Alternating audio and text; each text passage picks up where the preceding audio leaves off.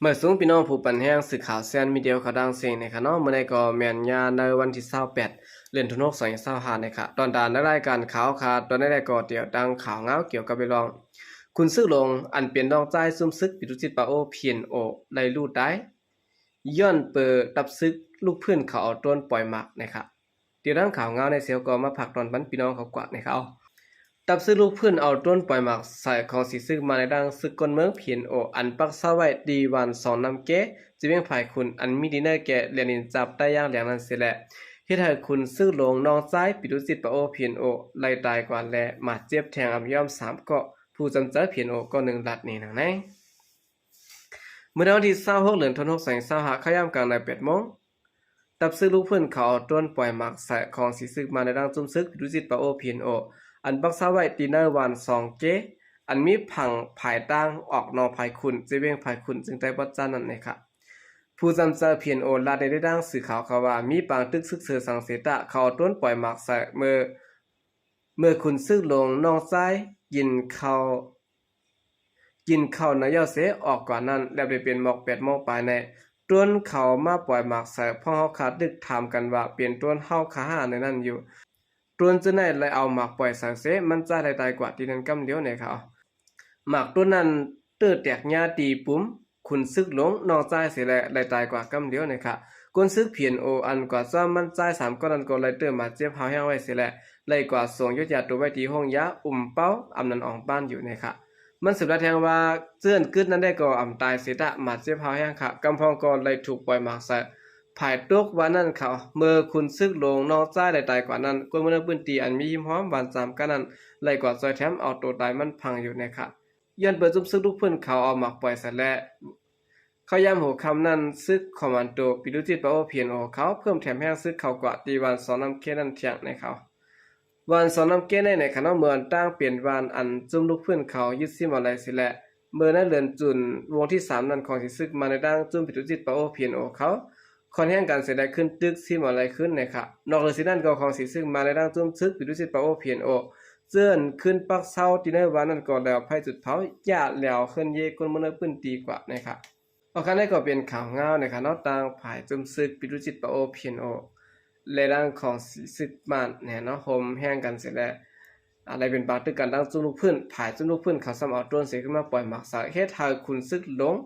เนี่ยเนาะทั้งภายจุ่มซึกปิดุจิตปะโอตายจอม1เกาะนะครับสืบสิแนวข่าวขึ้นมาถ่อมด้วยข่าวเงาเกี่ยวกับไปลองซึกมันเอาเฮอร์มินปล่อยหมักลงสาเนเวียงเกียบแม่แทง2ลูกแลมีคนมาเจ็บดูดตายซ้อมในเขาตอนเข้าย่ำหัวหน้าเจ้าเมืองไปแล้วในซึกมันเอาเฮอร์มินปล่อยหมักลงสาตีเนเวียงเกียบแม่ถึงได้ปลดของนั้นแทง2ลูกสิแลเฮ็ดให้ตุกแตกเตยญานางยิงก้อน1และดูดตายและมีผู้ชายมาเจ็บซ้ำแทง2เกาะนะครับในวันที่27เดือนธันวาคม2025เข้าย่ำกันในเจ้าเมืองไปแล้วหมอก 12:30 นั้นซึ่งมันเอาเฮอร์มินเจ็ดไฟตามาปล่อยหมากลงเส้นอันมีน้ำหนัก2 ปาก50ปอง2ลูกใส่ตีห้องการภายก่อสร้างปอกอันมีดินเนอร์ปอก7เวียงจับแม่นั้นเสียยะมีนางยิงอายุมา50 ปีไปก็1รายได้ถึงตีกว่าและมีผู้ชายอายุไปเตรียม20 ปีไล่มาเจ็บซ้ำ2เกาะเลยซ้ำขาดปืนตีหนังในเมื่อนั้นก้วยหนังเก่าแล้ววันที่24เดือนธันวาคม2025ปนมาในซึ่งมันเอาเฮอร์มินปล่อยหมากลงใส่อองตีก้นคอนตีแสงเข้าพัก3เปียและเกี่ยวปาลีกะลาอันมีดีในเวียงเกี่ยวไม่นั่นสิและเฮ็ดให้มีคนดูตายซ้ำ4ก็เลยมาเจ็บเฮาแห้งอ่ำยอม14ก็เสเฮ็ดให้เตือนญาติอยู่ตันเซาได้ดูกว่าอ่ำยอม10หลังนะครับย้อนว่าบางเลือกตั้งอันของสิซึ่งมันเตียนโหจัดเฮ็ดนั้นจำมายาวและฮู้ว่าผู้อันมันซึกมันที่สั่งให้ลงปองจึงซึกเขาตึกซิเมาขึ้นนาลินอันเขาได้ซุ่มปล่อยภากว่าฉะนั้นเฮาไหลมาขึ้นหมดนะครับเอาคันได้ก็เป็นรายละสร้างพระทั้งของสิซึกมันผู้ก่อการให้เขาปล่อยหมากใส่เวงจับแม่ในเขาสืบสิแนวข่าวขึ้นมาถ่อมด้วยข่าวเงาเกี่ยวกับไปลองตับซื้อย่างเผือกเขียนแนวเอออนโฮหลอดตึกซิมเอาตะปางเศร้าซึกมันน่าจะเวงจับกี้พร้อมมือเลียวกันหลายๆตับเนี่ยครับเขียนแนวเอออนโฮจุ่มลูกเพื่อนเขาตึกยื้อตะปางเศร้าของสิซึกมันน่าจะเวงจับกี้ตึงปากเกอพร้อมมือเลียวกันเสร็จแล้วกวนซึกมันเร็วตายความยอม7เกาะติยอบไหลปลาผู้ยอมซึก22เกาะได้ดังยึดซิมได้เครื่องกองกลางตั้งนำตั้งหลายตั้งฝ่ายตับเก็ดแขกคนเมืองนารินปดจานเป็นผาไว้หนังในวันที่26เดือนธันวาคม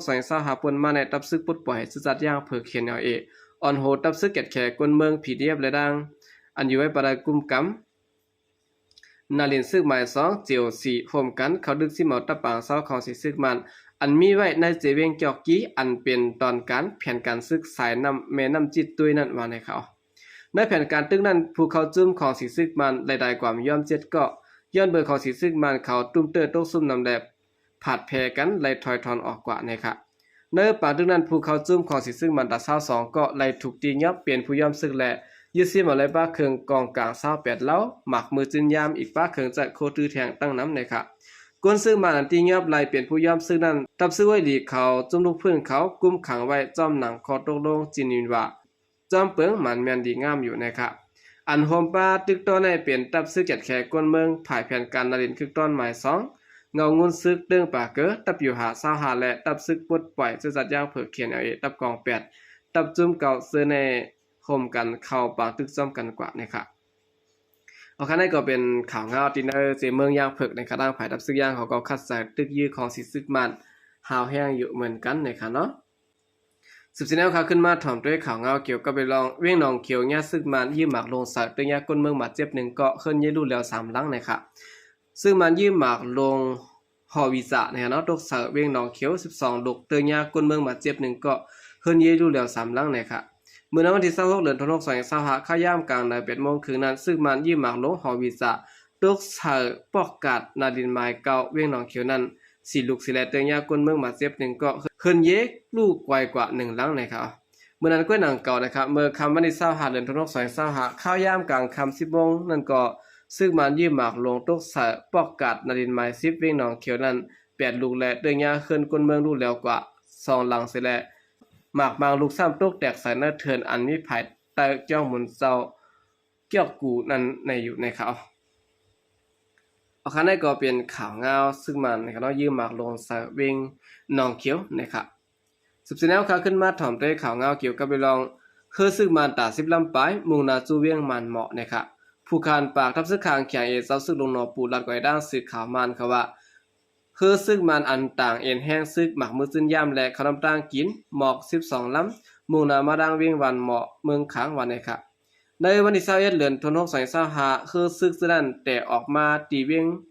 ว่าเข็มอะเติงเอราวัติสิและถึงในวันที่23เดือนธันวาคม2025ขอดเพียวไว้ตีเวียงเยนันเขียวในวันที่24เดือนธันวาคม2025ซ้ำลัดคำเวียงสลินสิและเอาเครื่องต้นปล่อยสายจอมนันป้านะครับตีเวียงวันหมอในตับซึกมาในด้านตับซึกขางเขียงเอเลยเป็นบางตึกกันไล่ครึ่งปีปลายเสต่อถึงย่ำเดียวกับปางตึกย่านตึกสืบเป็นหาวแห้งยืมหมากลงใส่กันภายซึ่งมันเขาสร้างมาเพิ่มมีนมาปล่อยหมากกูวันนะครับปนมาเมื่อในวันที่8ในปนมาเมื่อเดือนธันวาคมในปี2024นั้นซึกขางเขียงเอซุ่มผมป้องเขาตึกเวียงวันหมอนั้นตับซึกลูกพื้นคมกันเขาตึกต่อเฮือซึกมัน8ลำอันตึกส่งมาจอยนั้นโจมก้อยตีเวียงกะตะ8วันนะครับย่ำอยู่ได้ซึ่งมันเขาโทษซึกเขาตีเวียงผาก้านเมืองขางและเป็นปางตึกกันตั้งตับซึกขางเขียงเอซุ่มผมป้องเขาอยู่นะครับเนาะเอาคันนี้ก็เป็นรองตรงตั้งภายซึกมานะครับคัดใจแถมแห้งซึกนะครับเนาะตีมือแถมแห้งบันตีในเสียเมืองค้างในเขาเอาหากำเดินสนก็ยินโจมนับยามกงมันถึงพี่น้องผู้กำแถมปัญหาเขาทางเสียงอยู่ค่ะยินโจมนับยามยามเสข่าวใจก็เรียกมาสงค่ะ